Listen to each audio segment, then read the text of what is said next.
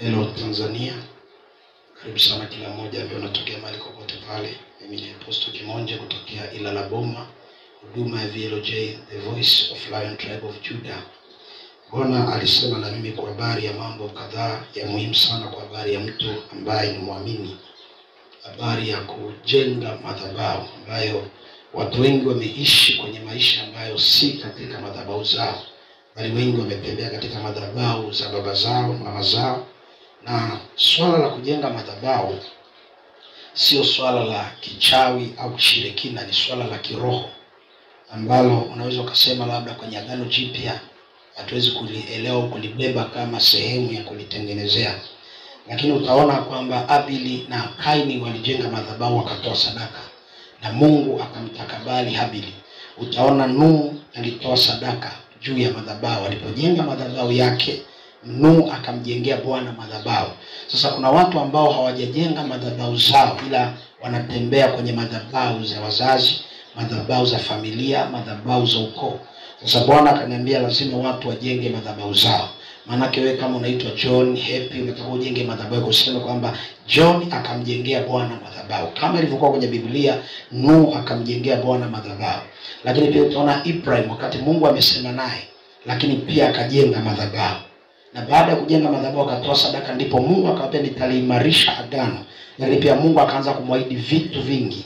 Lakini pia utamwona mtu mmoja anaitwa Gideon, wakati ambapo alikuwa yuko katika kujificha maadui, lakini pia naye akajenga madhabahu. Biblia inasema Gideon akajenga madhabahu. So madhabahu ni kitu cha muhimu sana kwenye maisha ya mtu, kwa sababu madhabahu ndio inaamua hatima ya mtu ya kesho.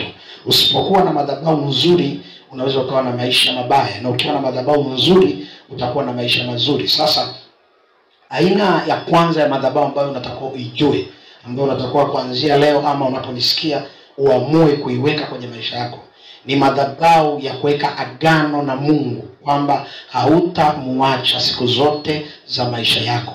Kama Joshua alivyowaambia watu kwamba chagueni vileo ni nani mtamtumikia, kama ni yule Mungu aliyetutoa Misri akatuleta Kanaani, ama mtachagua miungu mingine. Lakini Joshua akasema mimi na nyumba yangu nitamtumikia Bwana. Maana yake Joshua aliweka agano la kimadhabahu la kumtumikia Mungu. Hili ni moja ya agano la muhimu la kwanza kabla ya kujenga madhabahu ya pili kwa ajili ya maisha yako na kutolea sadaka. Madhabahu ya kwanza kwa uweke agano la milele. Kwa namna yoyote ama kitu chochote, hakikisha unaapa kwamba sintamuacha Mungu katika maisha yangu. Sasa aina ya pili ya agano ni agano linalohusu agano la maisha yako wewe, la mpenyo, la baraka, la uzao, la kila kitu. Kwenda kuvunja madhabahu za kale na kujitamkia madhabahu mpya. Na hii ipo hata kwenye kitabu cha Agano Jipya, kitabu cha Luka. Tutasoma Luka ni sura ya pili, nitasoma mstari wa 21. Nisikilize kwa makini. Hata zilipotimia siku 8 za kumtahiri, aliitwa jina lake Yesu, kama alivyoitwa na malaika kabla hajachukuliwa mimba.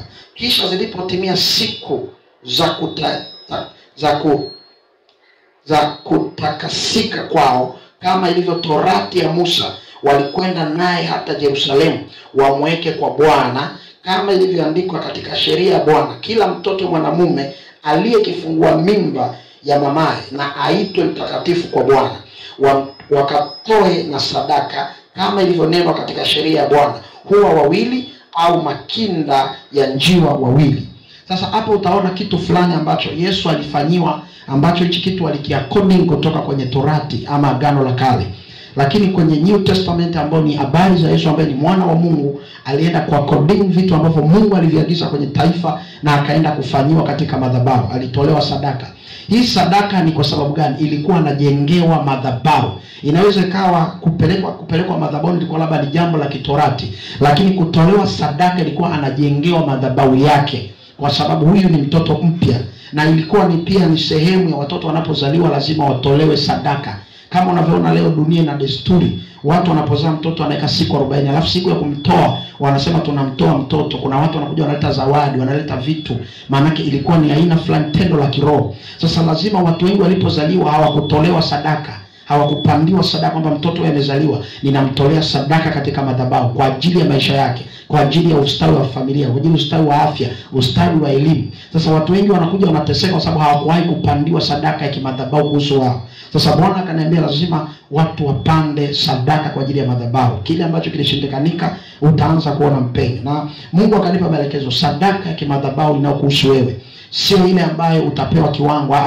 Tamani Roho wa Mungu aseme ndani yako, atakusemesha kwamba ni kiwango gani unaweza ukafanya kwa Bwana kwa ajili ya kujenga madhabahu ya maisha yako.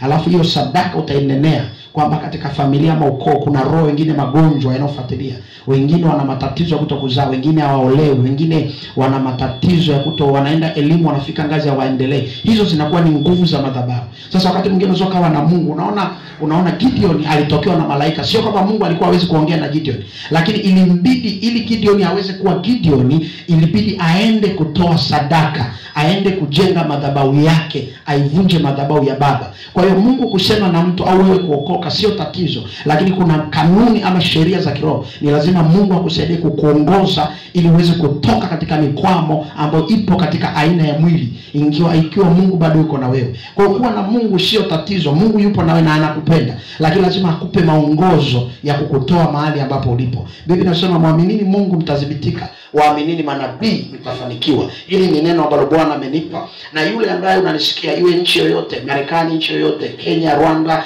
Malawi, Botswana, popote pale, lakini ukasikia neno hili ukataka mtolee Bwana sadaka ya madhabahu, na nitaiombea. Itakuwa ni Jumapili tarehe 4 hapa Ilala Boma katika huduma ya VLJ Ministry. Nitakuwa mwenyewe tukitamka vitu kwenye madhabahu za watu. Unaweza ukapiga namba ya simu, itakuwa hapo chini kwa ajili ya kutafuta kuelekezo zaidi ama kuuliza na kupatiwa maombi maalum kwa ajili ya maisha yako na ukajenga madhabahu. Natokea hapo, Mungu atakuwa pamoja na wewe. God bless you. Mungu akubariki sana. Ninakupenda. Amen.